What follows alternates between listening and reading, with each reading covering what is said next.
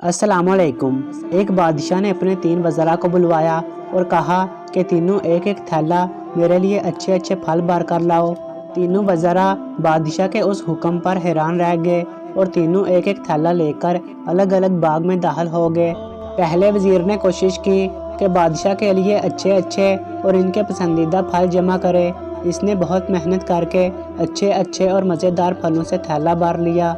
दूसरे वज़ीर ने ख्याल किया कि बादशाह खुद तो एक एक फल का जायज़ा नहीं लेगा कि कैसा है और ना फलों में फ़र्क देखेगा, इसलिए उसने बगैर फ़र्क देखे जल्दी जल्दी हर किस्म के ताज़ा, कच्चे और गले सड़े फलों से अपना थैला भर लिया।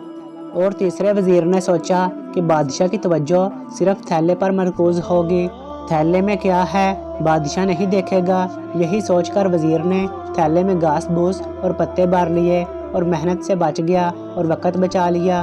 दूसरे दिन बादशाह ने अपने वज़ीरों को थैले के साथ हाज़िर होने का हुक्म दिया। जब तीनों दरबार में हाज़िर हुए तो बादशाह ने थैले खोल कर भी ना देखे और हुक्म दिया कि तीनों को इनके थैलों के साथ 1 माह के लिए जेल में भेज दो। अब उस दूर दराज जेल में तीनों के पास खाने के लिए कुछ भी नहीं था सिवाय उन फलों के जो उन्होंने जमा किए थे।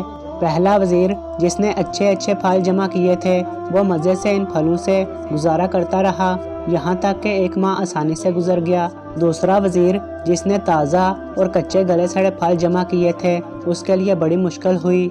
कुछ दिन तो ताज़ा फल खा लिए, लेकिन फिर कच्चे गले सड़े फल खाने से वह बीमार हो गया और उसे बहुत तकलीफ़ उठानी पड़ी। तीसरा वज़ीर जिसने अपने थैले में घास फूस ही जमा किया था वो कुछ दिनों के बाद ही भूख से मर गया, क्योंकि उसके पास खाने के लिए कुछ नहीं था। अब आप अपने आप से पूछिए कि आप क्या जमा कर रहे हैं। आप इस वक्त उस बाग में हैं जहां से आप चाहें तो नेक अमाल जमा करें और चाहें तो खराब अमाल जमा कर लें। आज थोड़ी सी मेहनत करके अच्छी अच्छी चीज़ें यानी नेक अमाल जमा कर लें और वहां आसानी और आराम वाली ज़िंदगी गुजारें।